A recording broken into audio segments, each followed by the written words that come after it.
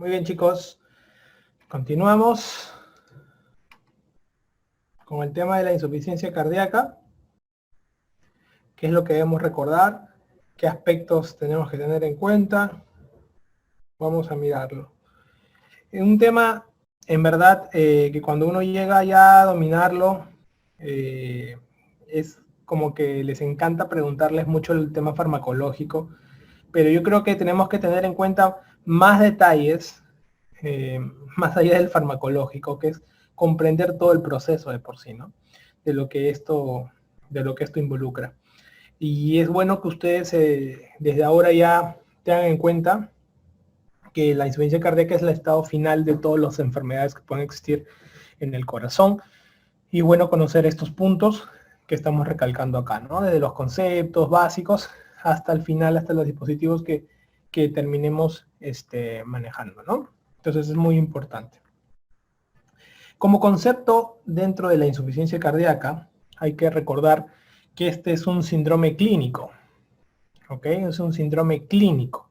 Por lo tanto, el origen del síndrome clínico, aquí es importante, de origen puede ser funcional o estructural. ¿Ok? O sea, un problema del corazón o una forma de funcionamiento del corazón está alterada y en este caso va a compromete, ¿qué cosa hace? Compromete todo lo que es la capacidad del llenado o eyección del ventrículo, ¿no? O sea, compromete lo que es el llenado o la eyección del ventrículo. ¿Ok? Cuando hablamos del ventrículo, hablamos del ventrículo izquierdo, ¿no? Entonces un síndrome clínico de origen puede ser funcional o estructural que compromete el llenado o eyección del ventrículo y esto tiene como resultado final,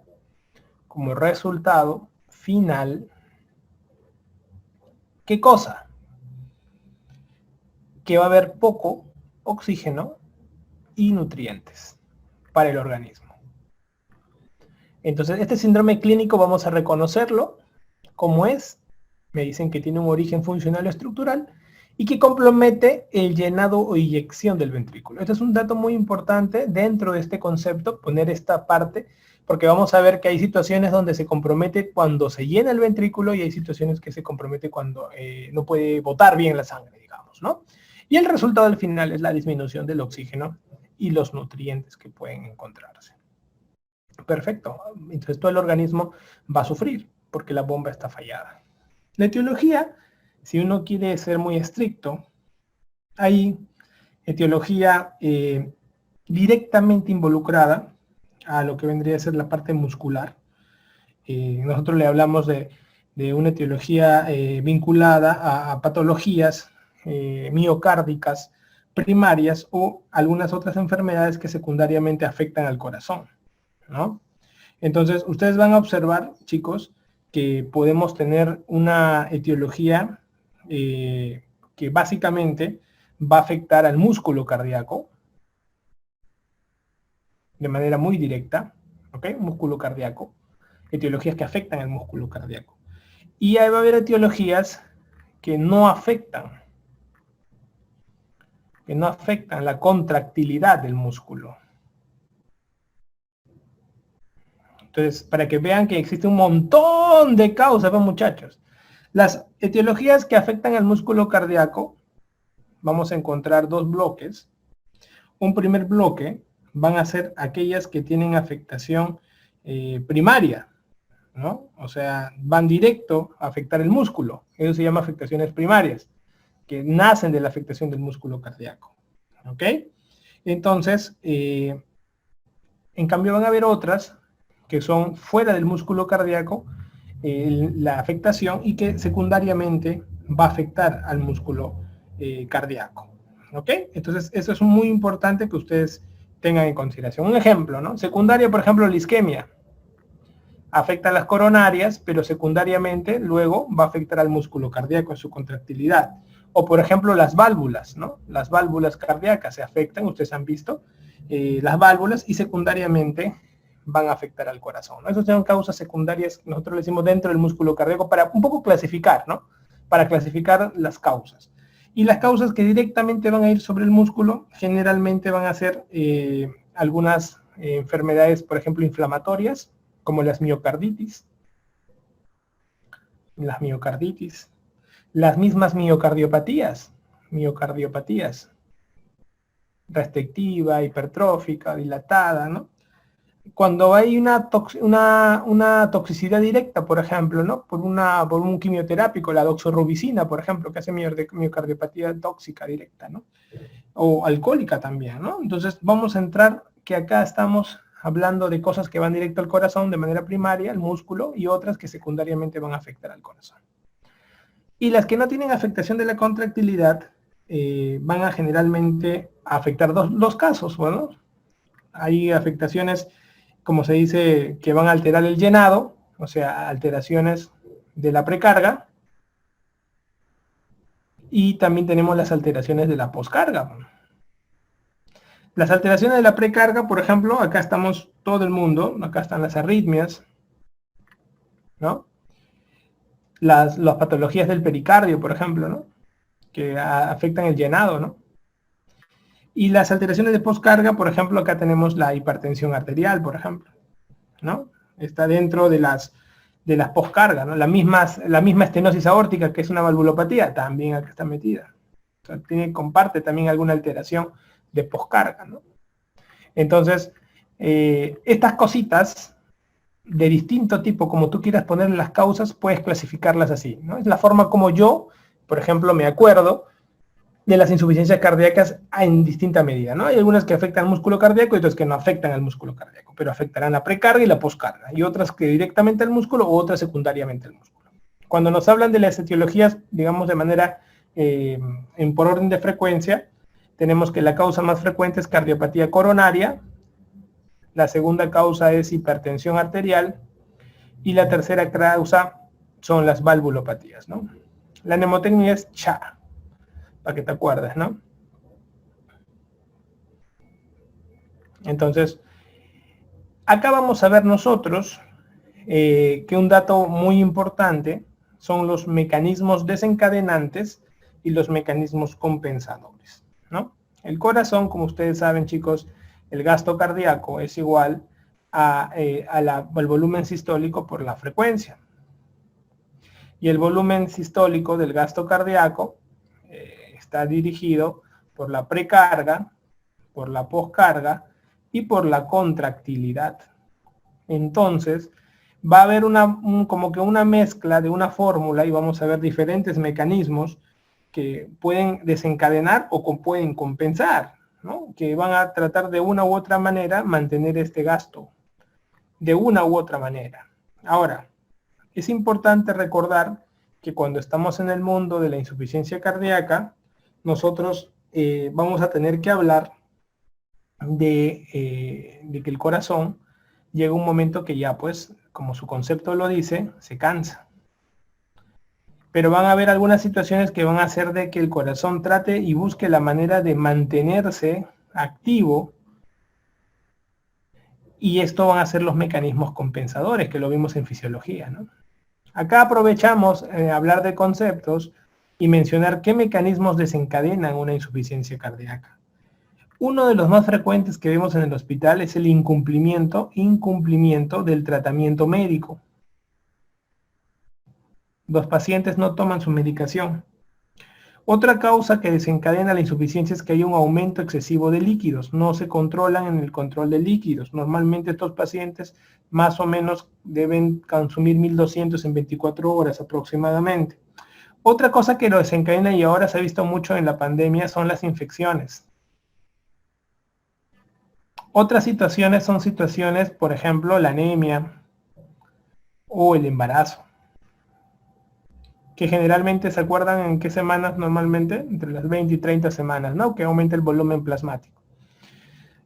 Así como hay mecanismos que pueden desencadenar, digamos, descompensan al paciente, vamos a encontrar algunos mecanismos. Acá si quieres te pongo un sexto, ¿ah?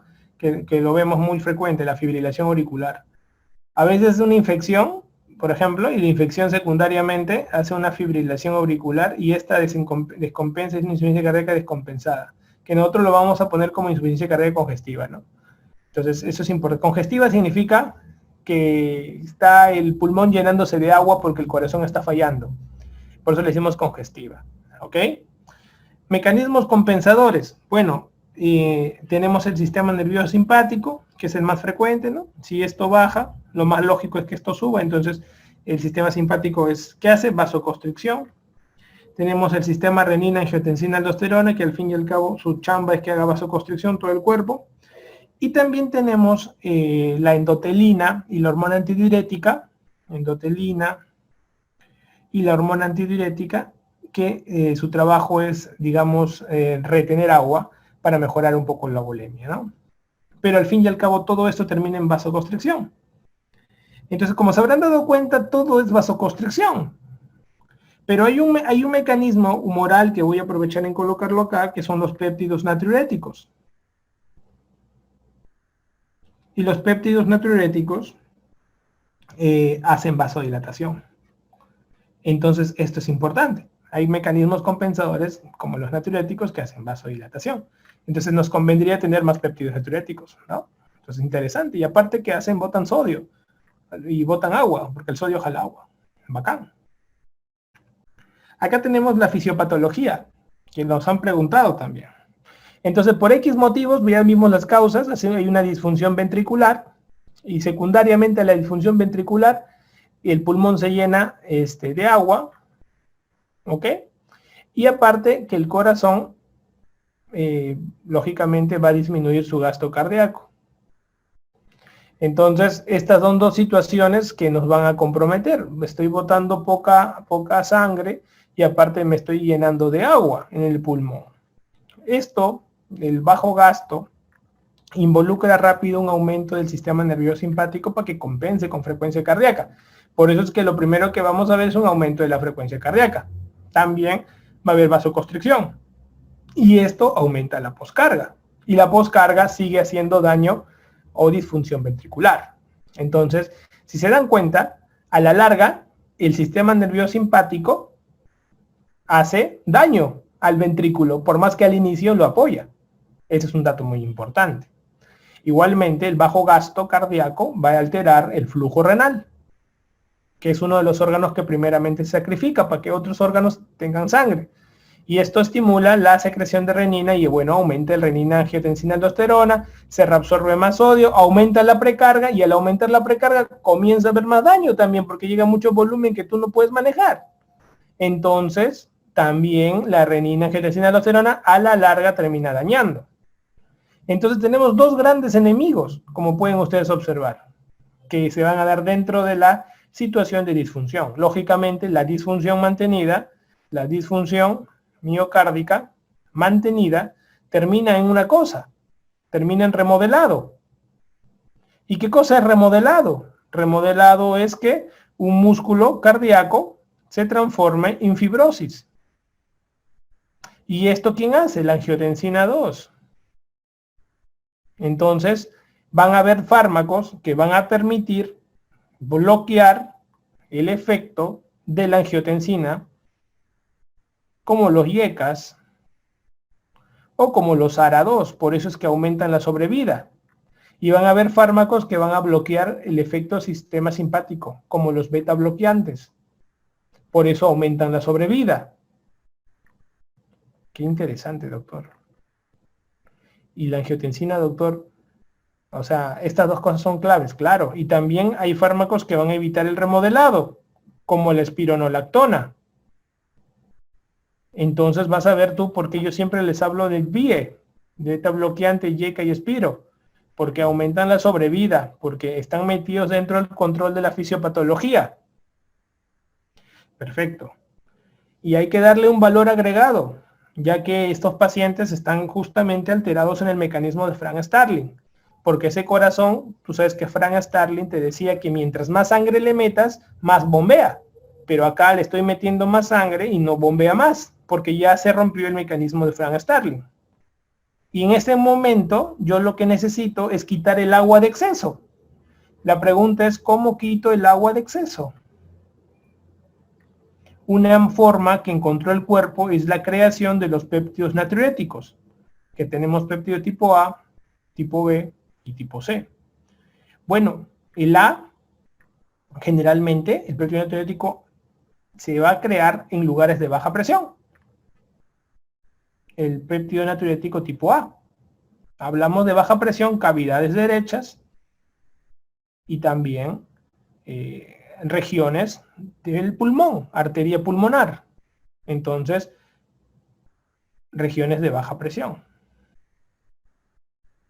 Y el péptido natriurético tipo B lo vamos a encontrar que lo crea el miocardio. O sea, los miocitos crean estas cosas. Generalmente en los ventrículos, el tipo B. Y el tipo C se ha descrito que lo crea, bueno, no se sabe quién lo crea, pero se ha descubierto mucho en líquido pericárdico. Todavía no se sabe muy bien su función, así característica, como ya se sabe en los otros, donde básicamente es bloquear todo el efecto de daño que hacen todas las contrarrateidades. Entonces eso es importante. ¿Ok? Todo esto me va a llevar a un componente clínico. El paciente con insuficiencia cardíaca es un paciente que vamos a encontrar que se agota. La palabra agotar se va a traducir en la palabra disnea.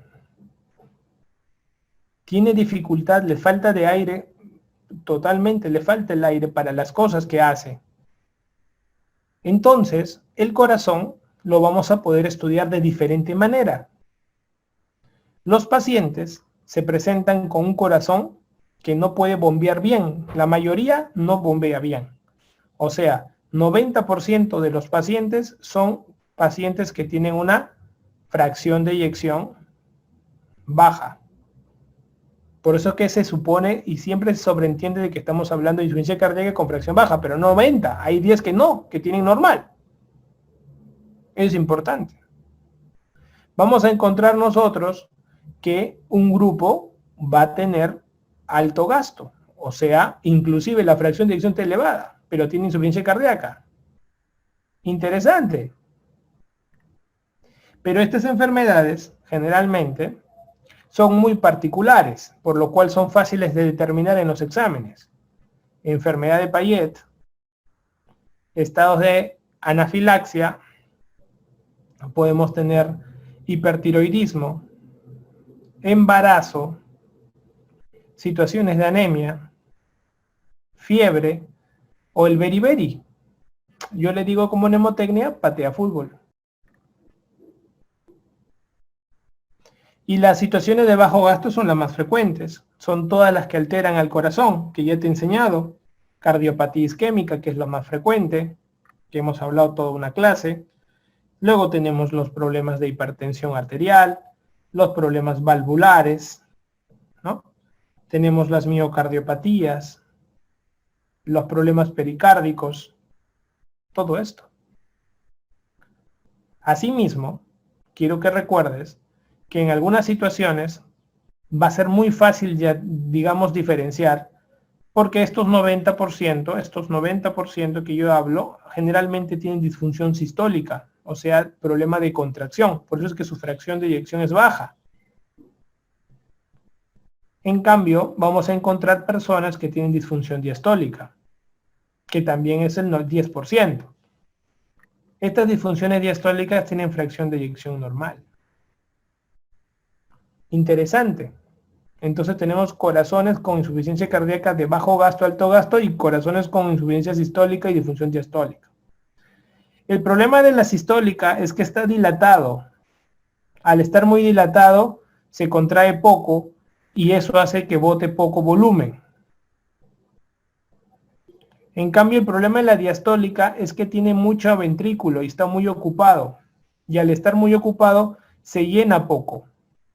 Entonces, el problema de la diastólica es que se llena poco. En cambio, el de la sistólica es que bota poco, se elimina poco. Eyecta poco, mejor para que no te vayas a confundir. Eyecta poco. Y al fin y al cabo la consecuencia es que hay poca cantidad de sangre que va a llegar a los tejidos y eso va a hacer sufrir al paciente y se va a cansar porque no va a llegar el oxígeno y nutrientes a todos los lugares. Entonces cuando te hablan hay una forma que te pueden hablar de disfunciones, ya entiendes esto. Acá como causas tienes a todo lo que están arriba y acá como causa de las disfunciones diastólicas, sobre todo las miocardiopatías. Hipertrófica y miocardiopatía restrictiva tienden a hacer mucho esto. Eso ya lo veremos en miocardiopatías. Cuando te hablan de gastos, utilizas esta clasificación. Y cuando te hablen de lado izquierdo, derecho, utilizas esta clasificación. Más preguntaron el izquierdo. Porque el ventrículo izquierdo, pues es el hombre, como se dice, ¿no? El que chambea ahí dentro del corazón, el que más presión tiene, todo el tema, ¿no? Entonces, él está ahí la vedette, como se dice. En cambio, el derecho como que no tiene tanta presión porque no tiene mucho músculo y como que no tiene que alimentar a todo el cuerpo, solo al pulmón, así que como que menos trabaja. Por eso es que pocos casos van a saber de insuficiencia cardíaca derecha. Pero lógicamente cuando el izquierdo ya está caído, involucra al derecho y ahí se ve una insuficiencia cardíaca global. ¿Ok? Eso es importante. Es muy importante recordar que cuando uno habla de insuficiencia cardíaca izquierda, podemos tener un daño anterógrado o un daño retrógrado. Anterógrado significa que la clínica es porque no estoy botando adecuada sangre del corazón. En cambio, retrógrado es cuando la clínica se manifiesta porque justamente se encharca de sangre antes de llegar al corazón. En anterógrado, por ejemplo, ¿qué será la clínica? ¿Cuál será la clínica? Oliguria. Porque boto poca sangre y pues el paciente termina orinando menos. Si se afecta el sistema nervioso central, puede haber confusión. Si vamos a la parte muscular, podemos hacer que el paciente esté debilitado, astenia. En cambio, síntomas retrógrados, pregunta de examen. El más frecuente, disnea. Es el más frecuente. Otros, ortopnea. Otros, disnea paroxística nocturna. ¿Ok? Disnea paroxística nocturna. Entonces, importante, ¿no? El edema agudo de pulmón estará también acá metido también. Pero todo esto es izquierdo. Sea anterógrado o retrógrado. Retrógrado, que involucra al pulmón. Anterógrado, después de salir del ventrículo. Se acabó. Insuficiencia cardíaca derecha. En el cuello. Pues si no baja al corazón, pues se queda en el cuello así ingurgitación yugular, doctor. En el abdomen, en la barriga, si no llega, doctor, al corazón, pues hará un hígado grande, pues, ¿no? Hepatomegalia. Y esto secundariamente puede hacer una cirrosis. Y le llamamos cirrosis cardíaca. ¿Qué más? ¿Podremos encontrar hinchazón en las piernas? Claro. Edema. El edema es característico de que ya está habiendo un daño involucrado y se está encharcando el lado derecho. Hay más problemas de encharcamiento que está ocurriendo aquí. Hay una falla global que está ocurriendo y pues el paciente está teniendo una insuficiencia cardíaca congestiva y ya está involucrando el lado derecho, se está quedando el agua ahí. Esto incluso, doctores, cuando hay cirrosis, tú sabes que puede haber ascitis, ¿no? Una forma de complicación. También puede haber edema de la mucosa intestinal, ¿eh? Y cuando hay edema de la mucosa intestinal, pues definitivamente va a haber pérdida de proteínas, edema de la mucosa intestinal. Y va a haber una desnutrición en el paciente, caquéctico total. Entonces, chicos, van a haber tres formas de cómo nos pueden presentar clínicamente la insuficiencia cardíaca. Para diagnosticarla tenemos los criterios de Framingham. Los criterios de Framingham fueron estudios largos que nos sirven hoy en día de manera en el consultorio para poder acercarnos a un diagnóstico probable. Acá hemos puesto una forma de recordar, por ejemplo, acá tenemos la disnea paroxística nocturna, que es criterio más preguntado en la historia, la ingurgitación yugular, acá tenemos todo lo que es la cardiomegalia, que se puede asociar en los pacientes, los estertores, que vendrían a ser los crépitos que nosotros podemos encontrar. Acá lo puedes poner para como que está corazón. Acá corazón lo vas a guardar como cardiomegalia para que tú no te olvides, ¿ya? Acá lo guardas como cardiomegalia, corazón. Y esto de acá lo vas a trabajar como crépitos. Algunas veces lo ponemos como edema agudo de pulmón, por ejemplo. Un edema agudo de pulmón que se pueda desarrollar aquí. Y acá lo ponemos como crépitos, para que lo puedas tener también. ¿Ok? La cardiomegalia, el tercer ruido, galopa es tercer ruido para que te acuerdes. PVC mayor de 16 centímetros de agua y reflujo hepatoyugular. Reflujo hepatoyugular. ¿Ok? Reflujo hepatoyugular. Entonces, hay muchas formas de que nosotros podamos encontrar a los pacientes y estos diagnósticos, si se dan cuenta, hay muchos chicos que terminan preguntándoles cuál no es criterio. Entonces, cuando les preguntan cuál no es criterio, es importante recordar a la hora de decir la disnea es una disnea paroxística nocturna. ¿Ok? Disnea paroxística nocturna. No es disnea sola. Este dato es muy importante porque muchos se confunden y en los simulacros vemos y la gente dice, pucha, doctor, era disnea. No, yo como escuché disnea, sí, pero no era disnea sola, era disnea paroxística nocturna. ¿Ok? Entonces, ese detalle es importante recalcar porque es el que más preguntan.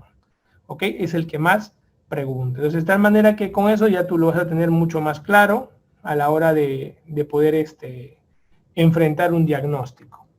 Entonces, estos 8 criterios que estoy enseñándoles, cuando aparecen 2, ya ustedes dicen que tienen un diagnóstico clínico. O pueden aparecer un mayor con 2 menores. Dentro de los menores, acá sí está metido la disnea de esfuerzo. Por ejemplo, que se me hinchan las piernas, edema, también de miembros inferiores, también es uno menor nada más, no es uno mayor. Entonces son detallitos, ¿no? La tos nocturna, el derrame pleural asociado, la hepatomegalia, la taquicardia, todo este grupito están en menores, no nos importa. Solamente te pongo estos 2 que son los que más se confunden ustedes con los mayores. ¿Ok? Entonces el paciente clínicamente ya lo puedo interpretar dónde es el daño. Y nosotros usamos el NIJA para la interpretación funcional que nos han preguntado. NIJA tiene 4 grados y es funcionalmente reversible. ¿Qué quiere decir eso? Que el NIJA, tú puedes tener un NIJA 4 y si te tratan, puedes pasar a un NIJA 3. Si tienes un NIJA 3, puedes ir a un NIJA 2. De repente tú entraste con un NIJA 4 a la clínica y luego saliste de alta todo y te quedaste en un NIJA 2. O sea, es reversible farmacológicamente porque el NIJA es una clasificación funcional. El NIJA 1, el paciente prácticamente no tiene límite de su actividad física, sin límite de la actividad física. Esos datos es importante. El NIJA 2 es aquel que tiene una leve limitación. Leve limitación. ¿Ok?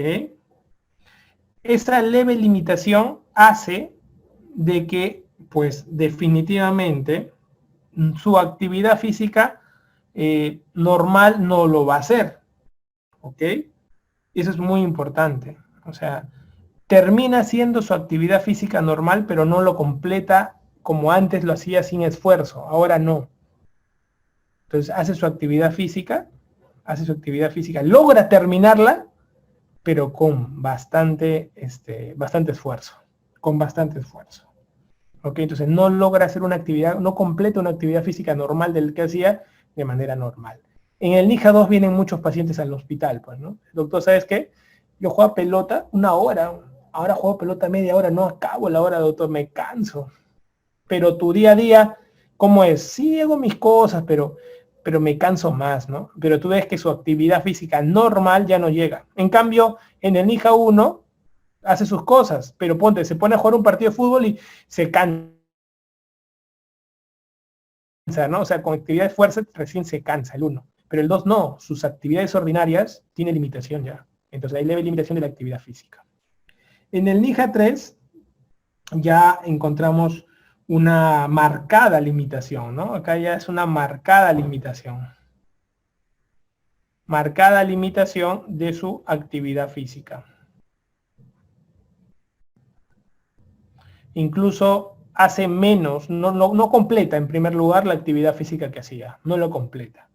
Definitivamente no la completa y no puede, pues, doctor, la verdad que antes quería jugar pelota, pero ahora me paro para, me canso a horrores, o sea, prefiero estar en reposo, sentado, porque no tolero mucho esos cambios de me da que me agoto bastante, doctor, al cambio. Entonces, muchos pacientes que están en la emergencia están con NIJA 3 ya, ¿no?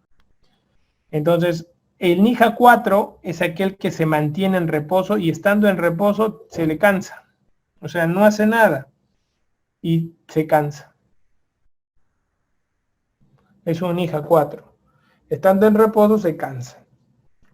¿Ok? Entonces tú dices, mira, está en reposo pero ya está agotado ya, ¿no? Entonces es un caso mucho, mucho mayor, ¿no? Siempre cuando pregunten, les van a preguntar para diferenciar un 3 de un 4.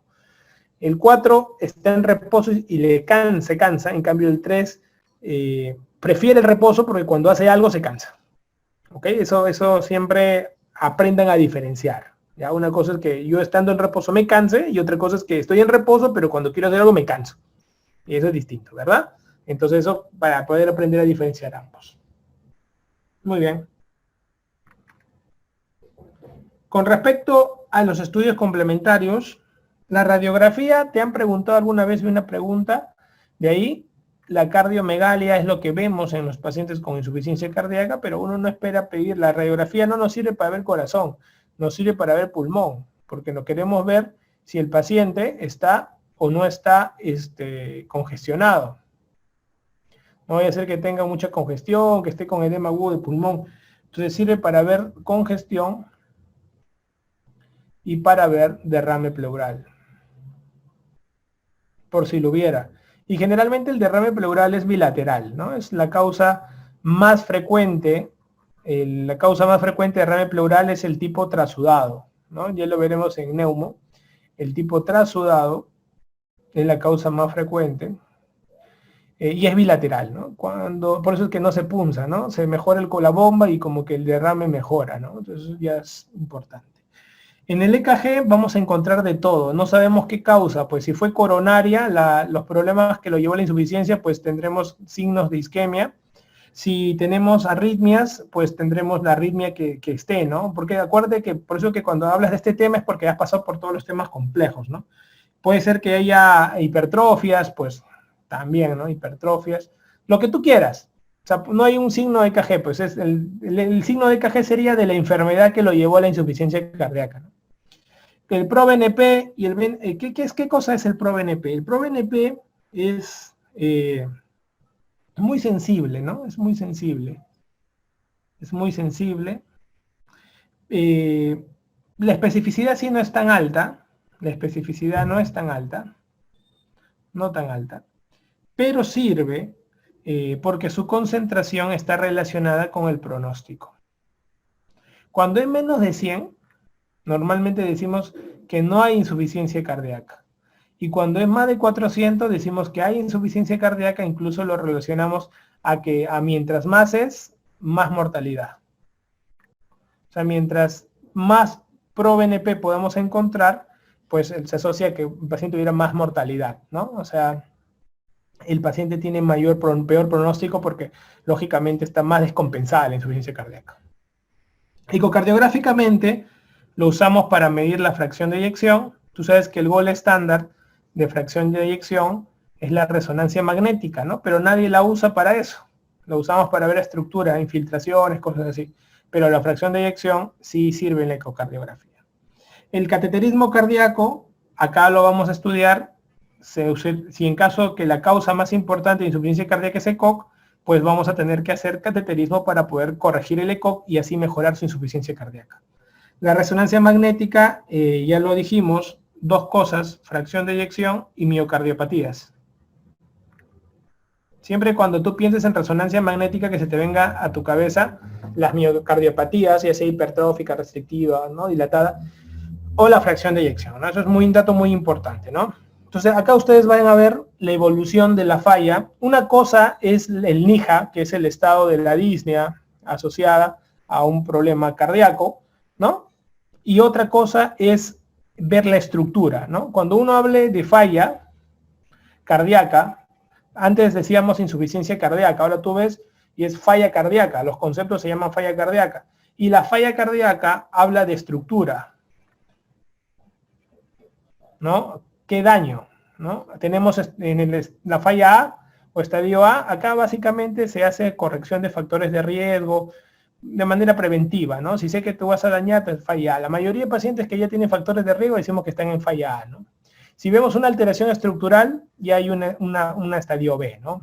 Hay disfunción asintomática, lógicamente, pero hay disfunción ventricular, remodelado, todo, ¿no?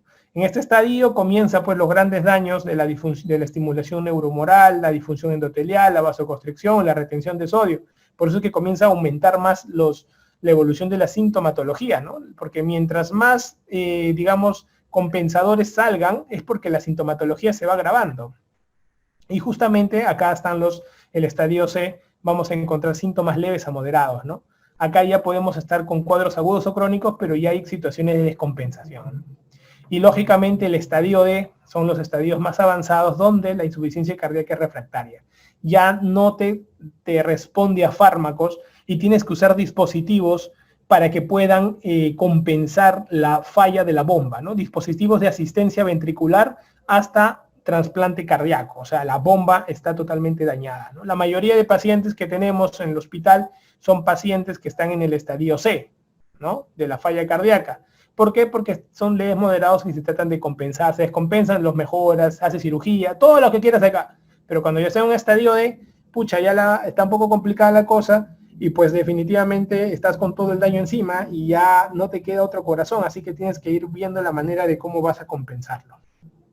El tratamiento de la insuficiencia cardíaca es un tratamiento que tiene que ir por varios ejes, ¿no? Tienes que cubrir varias cosas, no es fácil. Los principios son en realidad de prevención del deterioro de la función cardíaca, porque el corazón se sigue dañando permanentemente y hay que buscar que trabaje menos, ¿no? Ese es un objetivo también importante. Y lo que pueda mejorar es en contractilidad, va a ayudar también, ¿no? Estos pacientes mueren de muerte súbita, por lo cual todo lo que también sume para justamente prevenir la muerte súbita va a ser muy importante. Identificación, y tienes que ustedes identificar a qué paciente de repente ya le vayan a hacer trasplantes para que lo metan a lista. Entonces todo eso se tiene que pensar en el tratamiento.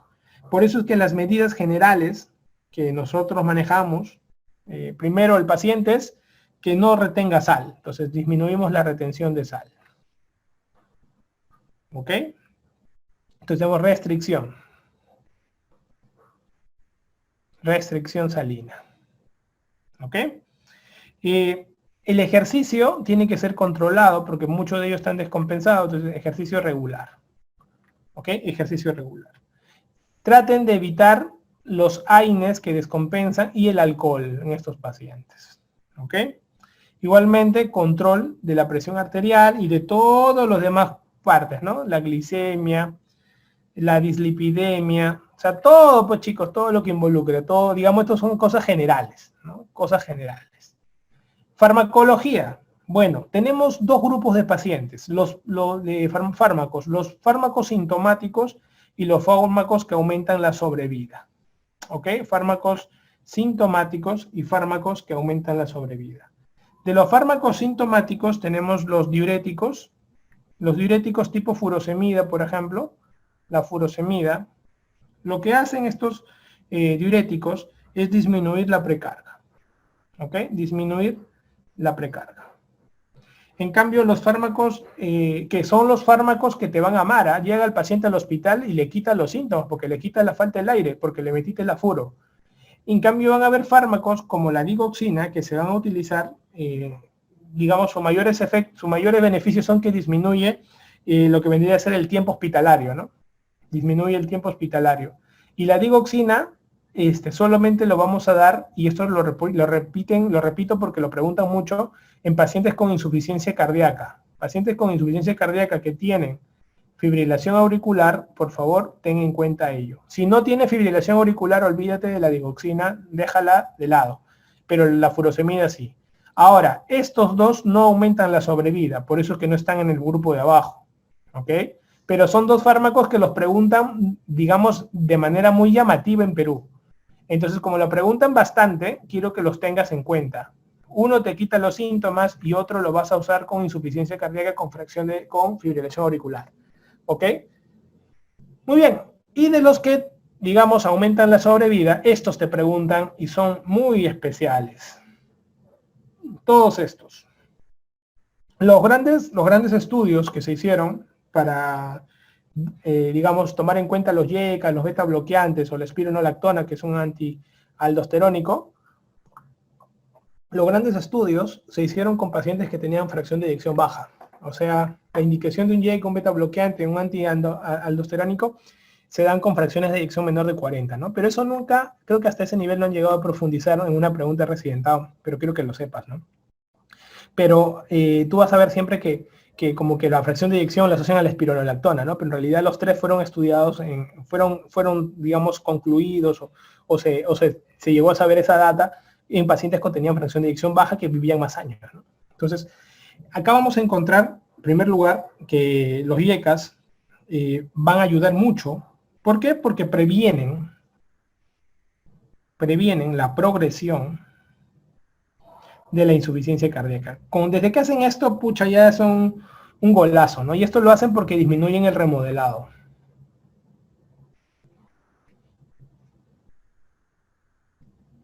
O sea, eso es genial, pues, ¿no? Disminuyen el remodelado, así que perfecto. Los beta bloqueantes, igualmente, estos aumentan la sobrevida, también disminuyen el remodelado, pero sobre todo disminuyen la muerte súbita por arritmias, ¿no? Ese es su mayor peso en los estudios, ¿no? Disminuyen la muerte súbita por arritmias. ¿Ok? Y aparte también disminuyen el remodelado. O sea, ¿quién es más importante? El beta bloqueante, porque hace dos cosas. En cambio, este solo hace una y lo hace bien también. Y la espironolactona, que clásicamente lo usamos en fracción de eyección menor de 40%, ¿ok? Acá solamente, digamos, las YECAs y los beta bloqueantes tienen un efecto en FEBI menor de 50, ya tienen algún tipo de, digamos, de efecto, pero en menor de 40 como que aumenta más sus beneficios. En cambio, la espiro solamente comienza desde menos de 40 a tener beneficios. O sea, por eso que si tienes un FEBI mayor de 40 no tiene sentido darle espironolactona. ¿Ok? Entonces, esto es muy importante. Y sobre todo lo agregamos a los pacientes que todavía siguen siendo sintomáticos a pesar del uso de beta bloqueantes y YECAs. O sea, tienes beta bloqueante y YECA, pero sigue siendo sintomático. Entonces, te vamos a dar un antialdosterónico como la espironolactona, ¿ok? Y te va a ayudar bastante. Y hace estas dos cosas, ¿ah? Disminuye la muerte súbita y disminuye también el remodelado, ¿ok? Disminuye también el remodelado. Entonces, eso es muy importante para que lo tengan en consideración, ¿ok? Muy bien. Otro detalle importante. Tenemos algunos fármacos como los inhibidores de la neprilicina, ¿ok? ¿Qué cosa es la neprilicina? La neprilicina es una enzima que degrada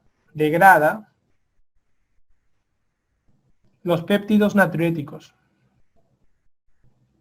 Entonces, si tú tienes un inhibidor de el péptido natriurético se queda más tiempo en sangre y eso va a ayudar a que el sodio en exceso lo pueda eliminar. ¿Ok? Entonces, estos inhibidores han agarrado una potencia tremenda en todos los estudios que se están viendo y se están tomando, desde el 2012 se vienen haciendo muchos ensayos que ahora ya están dentro ya de, digamos, aprobados en la parte europea para un uso continuo, ¿no? El famoso sacubitril valsartán, sacubitril valsartán, es una cápsula que tiene un YECA y tiene justo un inhibidor de neprilicina y tiene bastantes beneficios en los pacientes en mejora de sobrevida. Así que sería interesante tomarlo en consideración. ¿Por qué? Porque ha sido una pregunta que ya se ha hecho en el MIR, por ejemplo, y la tendencia es de que también vaya a utilizarse en nuestro país. Entonces, como que ya nos vamos adelantando ante las posibilidades distintas. Ahora, estos fármacos, los inhibidores de neprilicina, tienen una característica. Generalmente van a reemplazar al uso de YECAs o ARA2, ¿ok? Y se usan en pacientes con FEV menor de 35. O sea, no es que vayan a usarse con el YECA y el ARA2, no. Generalmente reemplazan el efecto del YECA o el ARA2 y lógicamente en una mezcla, por eso que lo usan como tabletas ahora, donde hagan uno con otro, sacubitril valsartán, ¿no? Tiene un ARA2 y tiene un inhibidor, están juntos. Pero normalmente el efecto que cuando se hicieron los estudios era reemplazar uno de esos dos y lógicamente se usaba en los FEV menor de 35, ¿no? Eso hay que tomarlo en consideración, ¿ok? Como un dato clave. Asimismo, como un efecto, ya no solamente tratas tú la parte general, la parte farmacológica, sino tengo que prevenir que ese corazón no se siga dañando y se vaya a morir de manera súbita. Para prevenir la muerte súbita, nosotros manejamos en estos pacientes con insuficiencia cardíaca dos cosas, ¿no? Antiarrítmicos. De los antiarrítmicos que van a prevenir la muerte súbita, usamos los beta bloqueantes, que ya estamos viendo que lo estamos usando, y también podemos usar la miodarona. La miodarona, ¿ok? Eso es muy importante tomar en consideración. No usamos antiarrítmicos de grupo 1 porque pueden aumentar la mortalidad, ¿ok? Eso es fundamental. Otro detalle importante es, así como existen estos antiarrítmicos, digamos, de prevención de muerte súbita, también usamos los desfibriladores, lo que hemos visto, ¿no? Automáticos implantables. ¿Cuándo se usa un desfibrilador automático implantable en los pacientes? Un desfibrilador ya lo hemos visto en pacientes, por ejemplo, post-RCP, por taquicardia ventricular, ¿no? Pacientes que hacen taquicardia ventricular o fibrilación ventricular y terminen haciendo un paro probable, no, tiene que ir a desfibrilador autoimplantable, ¿no? Y estos pacientes también son indicativos, digamos, aquellas personas que tienen taquicardia ventricular sostenida, ¿no? Que ya hemos dicho que es más de 30 segundos, ¿no? Y lógicamente, pacientes que tienen un FEV menor de 35, ¿no? Paciente con fracción baja, con taquicardia ventricular sostenida, que todavía no hace paro, hoy mejor mételo a DAIRE antes que haga paro, porque después que haga paro, por cualquiera de estos eventos, igual es indicación. Entonces, esto es un evento importante que se toma en consideración con los pacientes. ¿Ok? Y acá están viendo ustedes cómo se coloca. Tiene su bombita con un marcapaso, exactamente, y ahí está colocado su desfibrilador autoimplantable. Una vez que aparezca esto, que es la taquicardia ventricular, pues esto manda una descarga y esto nuevamente vuelve al ritmo sinusal, ¿no? Esa es la idea. ¿Por qué? Porque constantemente cuando cuando la fracción baja, como que hay un efecto de decirle al corazón que haga fibrilación, entonces y se puede morir, ¿no? ¿Qué es la resincronización cardíaca? La resincronización cardíaca es tricameral, o sea, trabaja en 3 cámaras, tricameral, como pueden observar acá ustedes, tricameral. ¿Ok? Aurícula derecha, ventrículo derecho, ventrículo izquierdo. Generalmente, este dispositivo, ¿qué hace? ¿Qué busca? Disminuye la sincronía cardíaca. Disminuye la sincronía cardíaca. Son dispositivos que han aumentado la sobrevida. ¿Cuándo se usan? Se usan cuando el paciente tiene QRS ancho. ¿Ok? QRS ancho. Son pacientes que tienen, por ejemplo, bloqueo completo de rama izquierda. ¿Ok? Esto es muy importante que ustedes se acuerden, ¿eh? Pacientes con bloqueo completo de rama izquierda con QRS ancho, entonces definitivamente, y que tenga una fracción de eyección lógico, pues, ¿no? Más un FEV menor de 35, ¿ok? Estos pacientes son los que se benefician, pues, ¿no? Se benefician. Ahora, doctor, el ritmo, mira, tiene bloqueo completo de rama izquierda, pero su ritmo es un ritmo sinusal. Tienen un ritmo sinusal. ¿Ok? Tienen un ritmo sinusal. Entonces, pregunta, para disminuir la sincronía en un paciente con QRS ancho, bloqueo completo de rama izquierda, con una fracción baja y en ritmo sinusal, una alternativa muy buena sería la resincronización cardíaca. ¿Ok? Resincronización cardíaca. Lo que vamos a buscar acá es aumentar la sobrevida en estos pacientes y disminuir la tasa de hospitalizaciones, porque en cada tasa de hospitalización se puede infectar y se puede morir.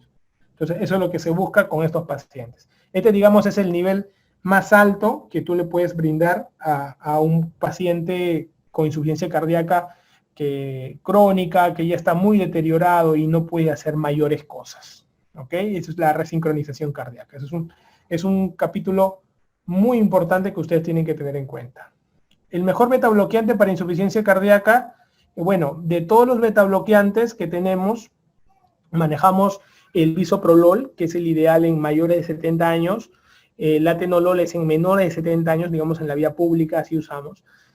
El que tiene más estudios en la historia es el carvedilol, ¿ok? El carvedilol. Y si me dices escoge uno, yo te escojo bisoprolol, ¿ok? El mejor bisoprolol. El más antihipertensivo es el metoprolol, pero no se usa directamente, solo en insuficiencia cardíaca por causa hipertensiva, ¿ok? Entonces ya ustedes van a ir definiendo, ¿no?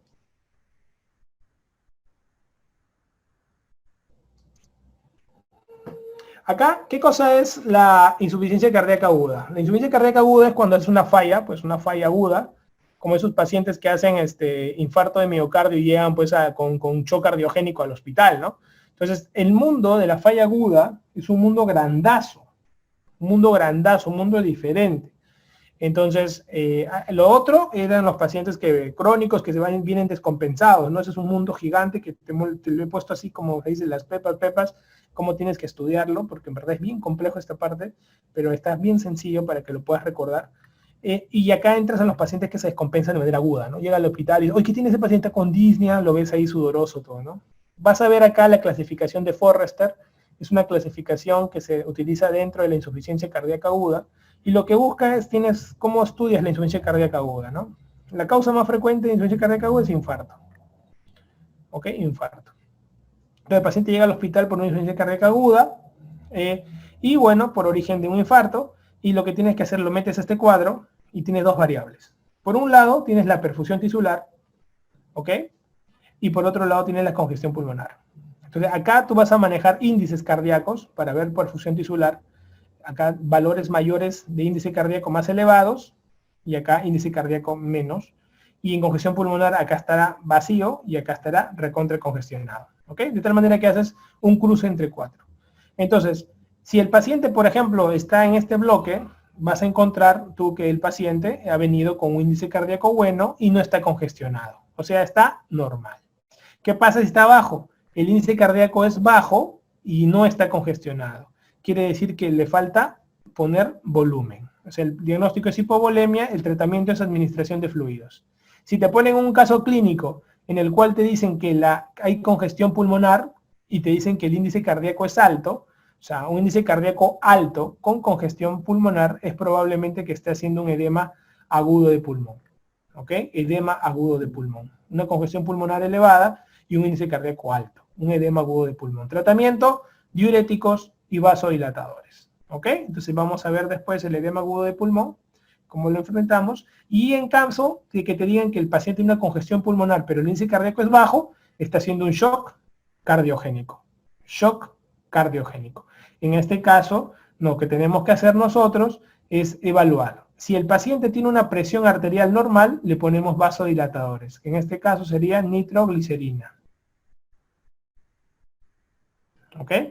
Si el paciente tiene una presión arterial disminuida, acá sí definitivamente le vamos a dar inotrópicos o vasopresores. ¿Ok? Inotrópicos o vasopresores.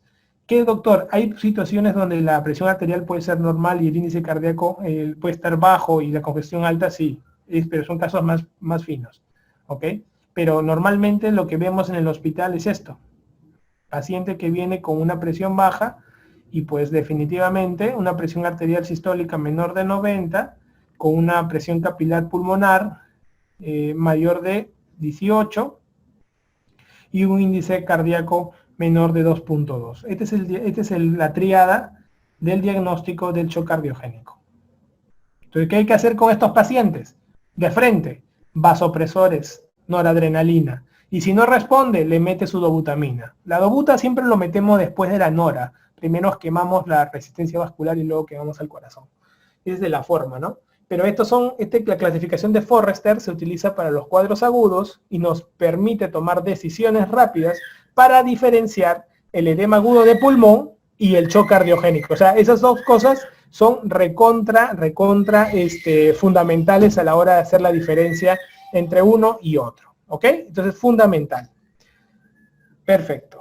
Ahora, ¿cómo vamos a tratar el edema agudo de pulmón? ¿Ok? ¿Cómo lo vamos a tratar? Para el edema agudo de pulmón, dentro de estos 4 que he visto de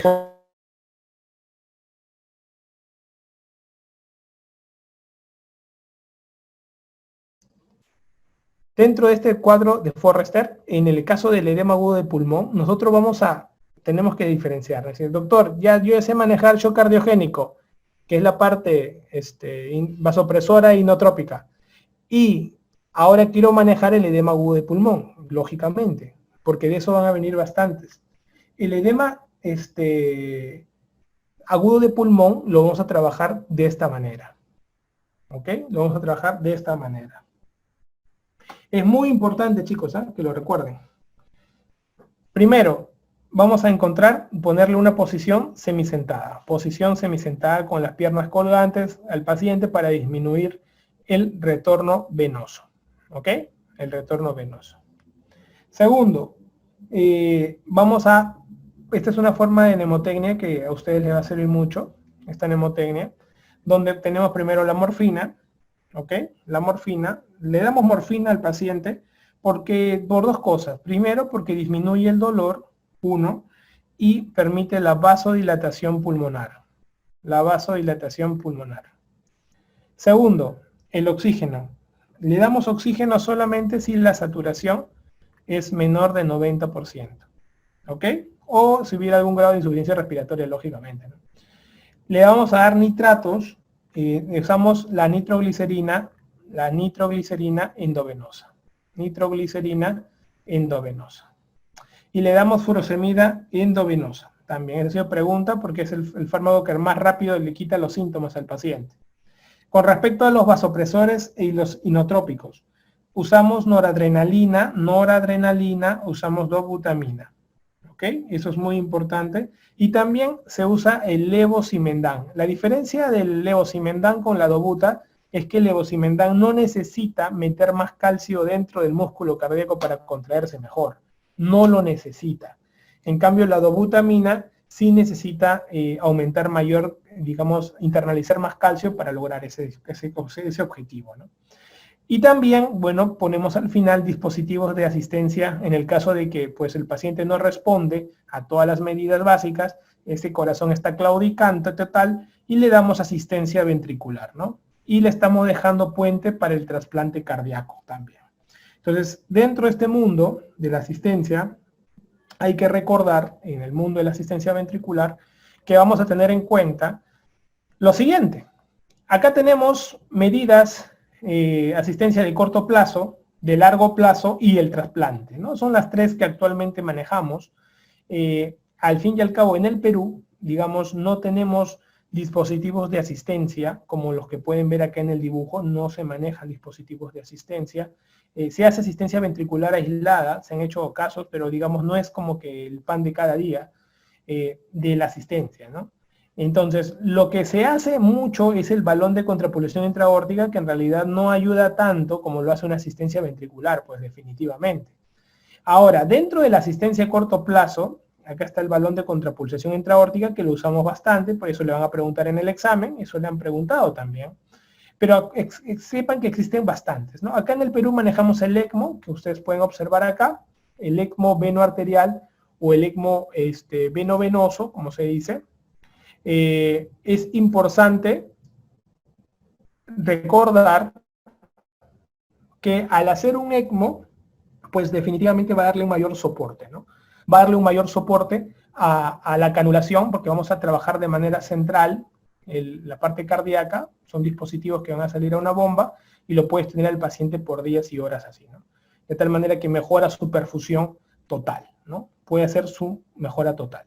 A largo plazo, igualmente, también hay dispositivos y el tema del ECMO es que el paciente está amarrado a un hospital, ¿no? En cambio, hay otras máquinas, como los CentriMac, como pueden observar, que el paciente puede estar fuera de manera ambulatoria con su bomba artificial, ¿no? Incluso hay gente que hace ejercicios con su bomba y tiene todo su motorcito.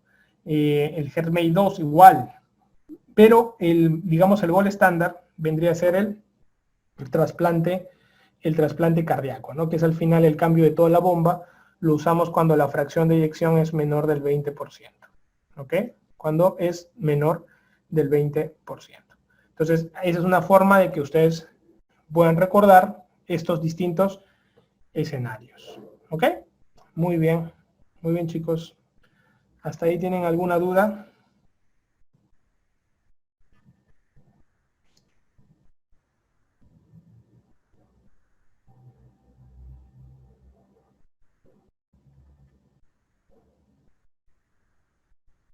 Listo. Perfecto. A ver.